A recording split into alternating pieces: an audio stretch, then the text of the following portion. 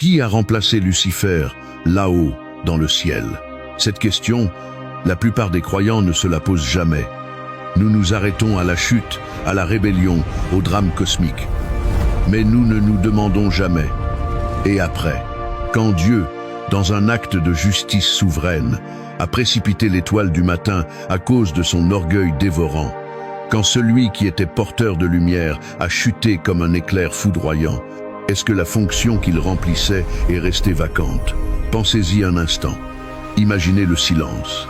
Là où il y avait une symphonie, un vide, là où il y avait un gardien de la gloire, une absence.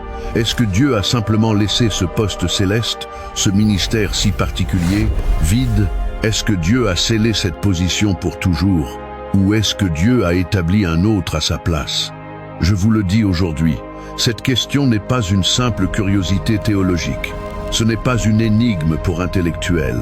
Elle est profondément prophétique, car la réponse à cette question révèle un mystère extraordinaire sur votre identité, sur votre appel et sur la destinée vertigineuse de ceux que Dieu a choisis et mis à part dans ces derniers temps.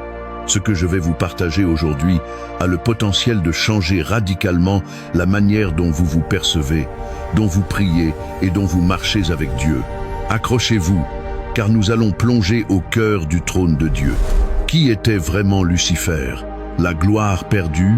Pour comprendre qui l'a remplacé, nous devons d'abord saisir la mesure de ce qui a été perdu. Lucifer n'était pas un simple ange parmi des milliards. Il n'était pas un messager ordinaire, un facteur céleste.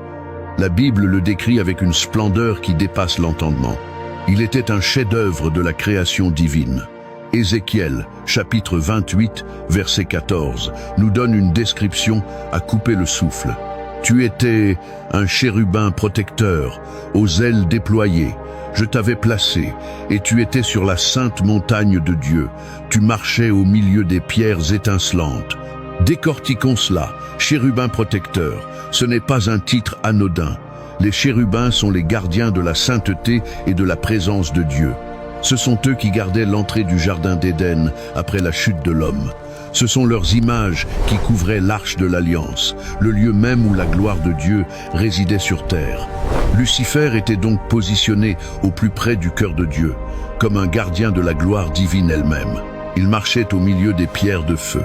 Imaginez un être si glorieux qu'il pouvait évoluer dans l'intensité même de la sainteté de Dieu, une dimension où la lumière et le feu sont une seule et même chose. Mais ce n'est pas tout. Le verset 13 nous révèle une autre facette de son être. Le tambourin et la flûte étaient à ton service, préparés pour le jour où tu fus créé. Comprenez bien la profondeur de cette phrase.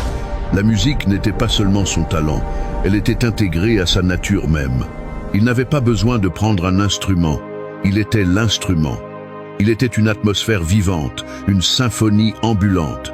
Il ne se contentait pas de diriger l'adoration, il en était un canal direct, un porteur de la fréquence du ciel. Chaque battement de son cœur, chaque mouvement de ses ailes produisait une mélodie parfaite pour la gloire de Dieu.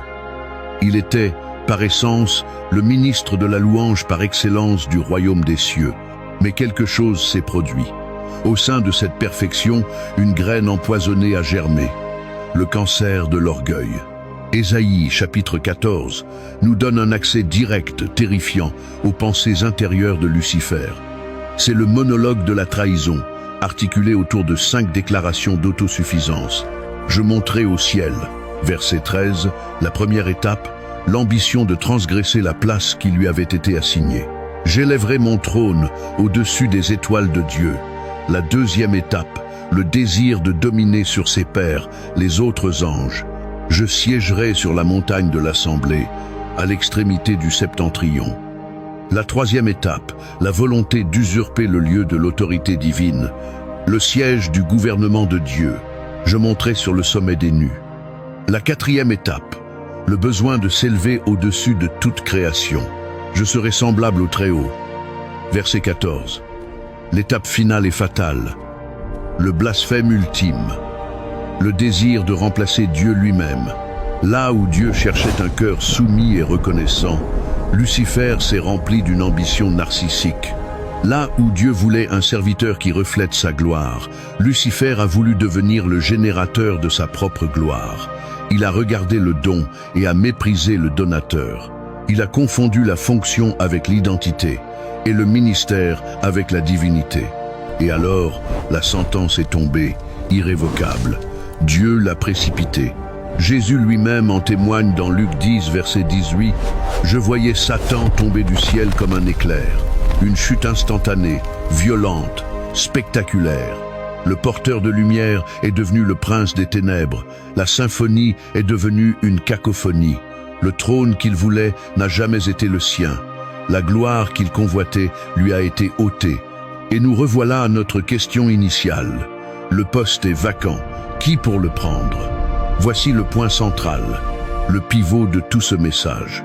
Dieu n'a jamais été dépassé. Dieu n'a jamais été pris au dépourvu.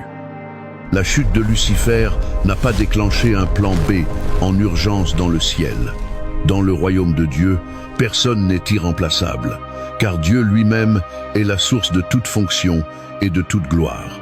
Ce que Lucifer a perdu, Dieu l'a redistribué. Mais pas comme nous l'imaginons. Il ne l'a pas donné à un seul être. Il a divisé la fonction en deux et l'a confiée à deux entités radicalement différentes. La première partie de la fonction de Lucifer était celle de chérubin protecteur, un gardien, un leader puissant. Cette dimension de commandement et d'autorité guerrière, Dieu l'a confiée à un autre archange, Michel, Apocalypse 12, verset 7, est formel. Il y eut guerre dans le ciel. Michel et ses anges combattirent contre le dragon. Là où Lucifer est tombé par orgueil, Michel s'est tenu ferme dans l'obéissance. Son nom même, Michaël, est une question qui est une déclaration de loyauté. Qui est semblable à Dieu?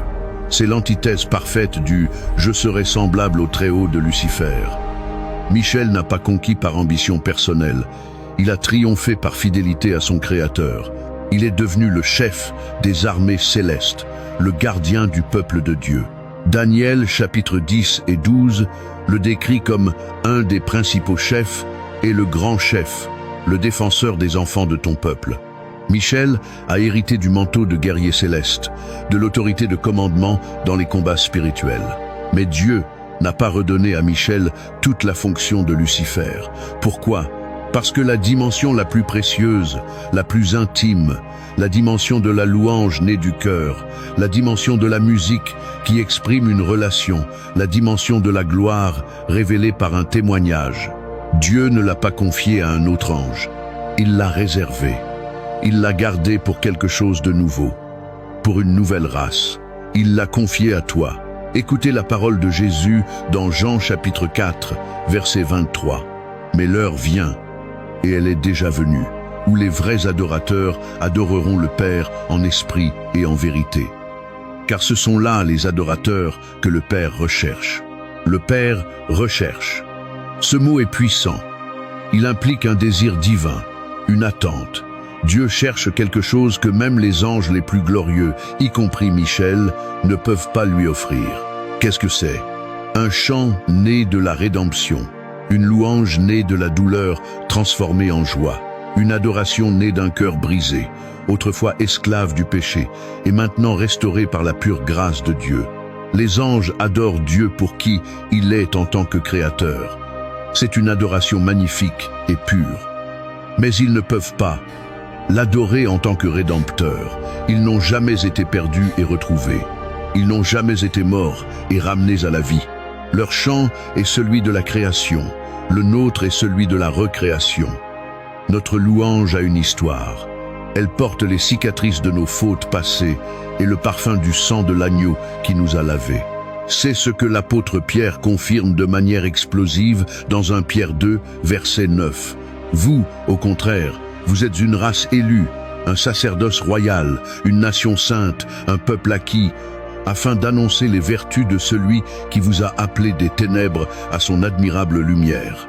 Regardez ces titres, ce sont les vôtres, race élue, choisie intentionnellement, sacerdoce royal, ayant un accès direct au trône pour offrir des sacrifices de louange, nation sainte, mise à part pour sa gloire, peuple acquis, rachetés à un prix infini. Dans l'Ancien Testament, les instruments et les chanteurs étaient au service du tabernacle. Dans le Nouveau Testament, nous sommes devenus le tabernacle vivant. Ce que Lucifer a perdu par orgueil dans le ciel, Dieu l'a transféré par grâce sur la terre. Il l'a placé dans l'Église, dans des vases d'argile comme vous et moi, dans des hommes et des femmes faibles en apparence, mais remplis du feu de l'Esprit, des cœurs parfois brisés, mais toujours fidèles, des adorateurs en esprit et en vérité. Votre adoration n'est pas juste une chanson que vous chantez le dimanche matin. C'est un acte prophétique qui remplit le vide laissé par la plus grande trahison de l'histoire cosmique. Éphésiens chapitre 3, verset 10, nous donne la clé finale. Dieu a voulu que les dominations et les autorités dans les lieux célestes connaissent aujourd'hui par l'Église la sagesse infiniment variée de Dieu. C'est à dire que Dieu enseigne aux anges, aux principautés, aux puissances célestes, à travers vous. Quand vous adorez au milieu de votre maladie, vous leur enseignez la fidélité de Dieu. Quand vous pardonnez à celui qui vous a offensé, vous leur enseignez la puissance de la croix. Quand vous louez Dieu après avoir perdu votre emploi, vous leur montrez une sagesse qu'ils n'ont jamais connue. Votre vie est une salle de classe pour l'univers spirituel. Vous êtes plus qu'un simple spectateur dans le grand drame du royaume. Vous êtes un témoin céleste dont la voix résonne dans l'éternité. Vous êtes un ambassadeur du ciel, chargé de manifester sa culture sur la terre. Vous êtes l'instrument de louange qui remplace le silence assourdissant de Lucifer. Vous êtes un flambeau vivant, un feu que toutes les armées de l'enfer ne peuvent plus jamais éteindre. Alors, ma question pour vous aujourd'hui est simple. Pourquoi vous taisez-vous? Pourquoi laissez-vous le doute, la peur, la honte ou la distraction voler votre son? Pourquoi restez-vous assis à l'arrière, dans l'ombre, alors que Dieu vous a appelé par votre nom pour vous tenir debout là où l'autre est tombé? Jésus a dit dans Luc 19, verset 40, « S'ils se taisent, les pierres crieront. » Mais l'héritage de Lucifer n'a pas été donné aux pierres. Il vous a été donné. Ce ne sont pas les pierres qui doivent crier. C'est vous, c'est ton heure, c'est ta position, c'est ta destinée. Là où Lucifer est tombé par orgueil, Dieu t'appelle à te lever dans l'humilité. Là où il a voulu s'emparer de la gloire, Dieu te demande de lui rendre toute la gloire. Là où il a voulu élever son nom, Dieu te mandate pour élever le seul nom qui sauve, le nom de Jésus. Et là où il a été rejeté à cause de sa rébellion, Dieu te dit, « Je t'ai choisi par amour. Votre voix compte. Votre adoration a un poids éternel. Votre louange est une arme de guerre spirituelle qui fait taire l'accusateur. Maintenant, écoutez-moi attentivement. Si ce message a fait vibrer quelque chose dans votre âme, si vous avez senti le souffle de Dieu sur votre esprit, ne le laissez pas s'évanouir comme une simple émotion. Ancrez-le par une action. Abonnez-vous à cette chaîne. Ce n'est pas pour moi, c'est pour vous. C'est un engagement à vous nourrir régulièrement de la parole qui peut transformer votre vie. Partagez cette vidéo. Vous connaissez quelqu'un qui se sent petit, inutile, silencieux, quelqu'un qui a oublié son identité en Christ. Envoyez-lui cette vidéo comme une parole prophétique pour qu'il se lève à son tour. Et enfin, faites de l'espace commentaire un autel. Écrivez cette déclaration de foi, non pas comme un simple commentaire, mais comme un décret prophétique sur votre propre vie. Écrivez « Je me tiens là où l'autre est tombé ». Que ce ne soit pas juste une vidéo que vous avez regardée, mais un appel auquel vous avez répondu. Que l'Esprit de Dieu prenne cette vérité et l'enflamme dans votre cœur. Levez-vous, sacerdoce royal. Le ciel attend d'entendre votre son.